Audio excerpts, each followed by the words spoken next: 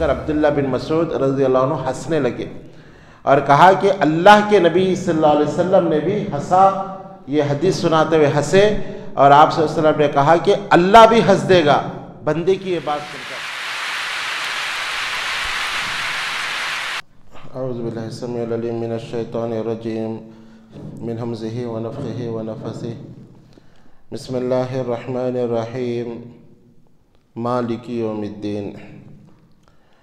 اللہ تعالیٰ کے فضل و کرم اور اس کی توفیق سے مالک یوم الدین کی تفسیر چل رہی ہے کہ اللہ تعالیٰ قیامت کے دن کا مالک ہے، اور اللہ کی یہ ملکیت ایسی رہے گی کہ اللہ تعالیٰ بادشاہ بھی رہے گا اور اسی کا حکم نافذ رہے گا۔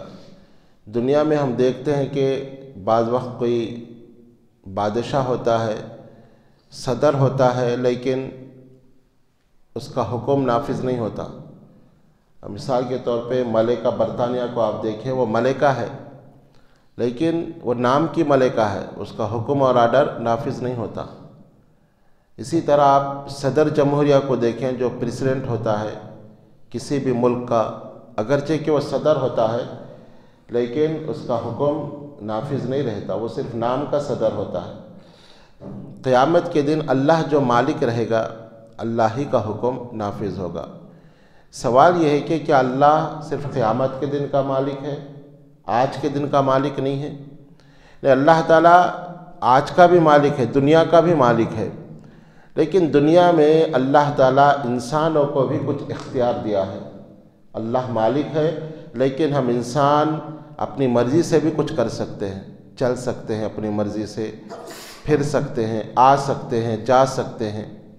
لیکن قیامت کے دن جو اللہ کی ملکیت رہے گی، انسان اللہ کے حکم کے بغیر اپنے جسم کو بھی حرکت نہیں کر سکیں گے، اپنے ہاتھ کو بھی نہیں اٹھا سکیں گے، اپنے گردن کو بھی اس طرح اللہ کے حکم کے بغیر پھرا نہیں سکیں گے۔ اس طرح کی ملکیت قیامت کے دن کی ملکیت ہوگی۔ اس کی دلیل صحیح مسلم کی وہ حدیث ہے جس کے راوی انس رضی اللہ عنہ اور عبداللہ بن مسعود رضی اللہ عنہ ہے کہ نبی اکرم صلی اللہ علیہ وسلم نے سب سے آخری جنتی کے تعلق سے آپ نے بیان کیا کہ ایسا انسان جس کو سب سے آخر میں جہنم سے نکالا جائے گا اور سب سے آخر میں جنت میں اس کو داخل کیا جائے گا، وہ واقعہ آپ صلی اللہ علیہ وسلم نے بیان کیا۔ تو اس واقعے سے پتہ چلتا ہے کہ کیسے ایک انسان اس دن مجبور رہے گا اور کیسے اللہ کی ملکیت وہاں پہ رہے گی۔ تو آپ صلی اللہ علیہ وسلم نے فرمایا کہ ایک انسان کو جو جہنم میں جل رہا ہوگا لیکن اس کے دل میں تھوڑا سا ایمان ہوگا، تو اللہ تعالیٰ سب سے آخر میں جب اس کو جہنم سے نکالیں گے تو جہنم کے دروازے پہ اس کو رکھ دیں گے، اور حالت یہ ہوگی کہ اس کا چہرہ جہنم کی طرف ہوگا۔ تو وہ اللہ تعالیٰ سے دعا کرے گا، یا اللہ تو نے جہنم سے مجھے نکالا ہے تو کم سے کم میرا چہرہ جہنم سے پھیر دے۔ اندازہ لگائیے کہ انسان کو اپنا چہرہ اس طرح گھمانے کا بھی وہاں پہ اس کو اختیار نہیں ہوگا، اللہ کا ہی حکم نافذ رہے گا۔ یعنی جہنم کی طرف اس کا چہرہ ہے، اس طرح اپنے چہرے کو بھی وہ نہیں پھیر سکے گا، بلکہ اب تک اللہ سے دعا کرے گا، یا اللہ تو نے اتنا احسان کیا کہ مجھے جہنم سے نکالا، میرے چہرے کو تو جہنم سے پھیر دے۔ پتہ پھر اللہ تعالیٰ اس کے چہرے کو جہنم سے پھیر دے گا۔ تو اس کا مطلب چہرہ پھیرنے کے بھی انسان کے اندر طاقت نہیں ہوگی، وہ اللہ کا ہی حکم چلے گا۔ جہنم سے جب اللہ تعالیٰ چہرہ پھیر دے گا تو پتہ نہیں کتنے سال تک وہ اس طرح رہے گا۔ پھر اس کو سامنے ایک درخت نظر آئے گا، پھر وہ اللہ تعالیٰ سے دعا کرے گا کہ اللہ تو بڑا مہربان ہے، تو نے جب جہنم سے میرا چہرہ پھیر دیا ہے لیکن جہنم کی گرمی مجھے محسوس ہو رہی ہے، تو اس درخت کے پاس مجھے پہنچا دے، اس کے سائے میں رہوں گا اور میں اس کے بعد تجھ سے کوئی سوال نہیں کروں گا۔ اللہ تعالیٰ کہے گا کہ کیا تو حقیقت میں کوئی سوال نہیں کرے گا؟ بندہ وعدہ کرے گا، یا اللہ تیری عزت کی قسم میں کوئی سوال نہیں کروں گا، صرف اس درخت کے پاس تو مجھے پہنچا دے۔ تو اللہ تعالیٰ اس کی بات سنیں گے اور اس کو اس درخت کے پاس پہنچا دیں گے۔ کچھ دنوں تک وہ اس درخت کے سائے میں رہے گا، اس کو سامنے اور ایک درخت اور کچھ پانی نظر آئے گا. پھر وہ اللہ سے دعا کرے گا یا اللہ تو نے یہاں تک پہنچا دیا ہے، اب اس درخت کے پاس پہنچا دے. اس کا پانی، وہاں پانی پیوں گا، کئی سال ہو گئے پانی نہیں پی سکا، اور اس درخت کے سائے میں رہوں گا، اب اس کے بعد کوئی سوال نہیں کروں گا. تو اللہ تعالیٰ نے فرمائے گا کہ اے آدم کے بیٹے تو بڑا وعدہ خلاف ہے، تو نے اس سے پہلے ہی کہا تھا کہ کوئی سوال نہیں کروں گا. یہ کہے گا کہ نہیں اللہ اب آخری سوال، اب کوئی سوال نہیں کروں گا. اللہ تعالیٰ اس کو اس درخت کے پاس پہنچا دیں گے. کچھ دیر تک وہ وہاں رہے گا، پھر اس کو جنت نظر آئے گی. وہاں سے جنت کی نعمتیں اس کو نظر آئے گی. تو اللہ تعالیٰ سے دعا کرے گا کہ یا اللہ اب یہ آخری سوال ہے، تو مجھے صرف جنت کے دروازے تک پہنچا دے، اب اس کے بعد کوئی سوال نہیں کروں گا. اللہ تعالیٰ اس کو جنت کے دروازے تک پہنچا دے گا.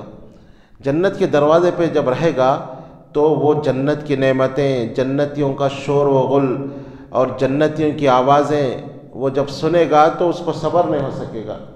اب وہ کہے گا کہ یا اللہ اب تو نے یہاں تک پہنچا دیا تو مجھے جنت میں داخل کر دے. اللہ تعالیٰ کہے گا کہ آدم کے بیٹے تو نے کتنے بار وعدہ کیے؟ بولا اللہ تو اپنے فضل و کرم سے اب جنت میں داخل کر دے. اللہ تعالیٰ اس سے کہے گا جا جنت میں داخل ہو جا. جنت میں داخل ہوتے وہ سوچے گا کہ میں تو سب سے آخر میں جا رہا ہوں، پتہ نہیں جنت میں جگہ ہے کہ نہیں، جنت تو فل ہو گئی ہوگی. تو اللہ تعالیٰ سے کہے گا کہ یا اللہ جنت تو فل ہو گئی ہوگی، اب میں جنت میں کہاں رہوں، کون سی میری جگہ ہوگی؟ تو اللہ تعالیٰ اس سے کہے گا کیا تو اس بات پہ راضی ہے کہ جتنی دنیا تھی، دنیا کی اتنی جگہ میں تجھے جنت میں دوں؟ تو وہ کہے گا کہ یا اللہ تو رب العالمین ہو کر مجھ سے مذاق کرتا ہے. وہ مذاق سمجھے گا، اس کو تو یوں لگے گا کہ پتہ نہیں ایک آدمی کی جگہ بھی ہے کہ نہیں. جب وہ اللہ تعالیٰ سے یہ سنے گا کہ دنیا کی اتنی بڑی جگہ میں تجھ کو دوں تو وہ کہے گا کہ یا اللہ تو رب العالمین ہے اور مجھ سے مذاق کرتا ہے. یہ حدیث سنا کر اتنا کہہ کر عبداللہ بن مسعود رضی اللہ عنہ ہنسنے لگے اور کہا کہ اللہ کے نبی صلی اللہ علیہ وسلم نے بھی ہنسا، یہ حدیث سناتے ہوئے ہنسے، اور آپ صلی اللہ علیہ وسلم نے کہا کہ اللہ بھی ہنس دے گا بندے کی یہ بات سن کر، کیونکہ بندہ اللہ کے اختیارات کو نہیں سمجھے گا. وہ اپنی سوچ کے مطابق سوچ کر کہے گا کہ یا اللہ تو مذاق کر رہا ہے، تو رب العالمین ہے. تو اللہ تعالیٰ مسکرا دے گا اور کہے گا کہ بندے جا، دنیا کی جتنی جگہ تھی اس کے یعنی 10 دنیا کی جگہ میں تجھے جنت کے اندر دیتا ہوں، یعنی پوری دنیا اور 10 دنیا تجھے میں جنت کے اندر دیتا ہوں، جا جنت میں داخل ہو جا. سبحان اللہ. یہ آخری جنتی ہوگا جس کو اس دنیا سے 10 گنا بڑی جنت اللہ تعالیٰ عطا کریں گے. اللہ اکبر. اور آپ صلی اللہ علیہ وسلم نے فرمایا کہ اتنی نعمتیں اس کو دی جائے گی، اگر وہ جنتی جو آخر میں داخل ہوا تمام جنتیوں کی اگر مہمان نوازی کرنا چاہے گا تو بھی وہ مہمان نوازی کرے گا اور اس کی نعمتوں میں کوئی کمی نہیں ہوگی، بلکہ اگر روزانہ وہ مہمان نوازی کرنا چاہے گا تب بھی اس کی نعمتوں میں کوئی کمی نہیں ہوگی. یہ آخری جنتی ہوگا جو کل قیامت کے دن جنت میں جائے گا. سبحان اللہ. یہ جنت ہے اور اس کی نعمتیں ہیں. تو اس حدیث سے معلوم ہوا کہ انسان کو اتنا بھی اختیار نہیں ہوگا کہ وہ اپنی گردن کو ہٹائے یا وہ آگے بڑھ کر کسی درخت کے پاس جائے. بالکل انسان کے پاس اختیار نہیں ہوگا، بلکہ وہ مالک یوم الدین ہے. تمام کے تمام اختیارات اللہ تعالیٰ کے پاس ہوں گے. اللہ تعالیٰ سے دعا ہے کہ صحیح معنوں میں قرآن کو سمجھنے اور اس کے مطابق زندگی گزارنے کی توفیق عطا فرمائے. آمین یا رب العالمین. وآخر دعوانا الحمد للہ رب العالمین. سبحان اللہ بحمدہ، سبحانک اللہم بحمدک، واشہد ان لا الہ الا انت استغفرک واتوب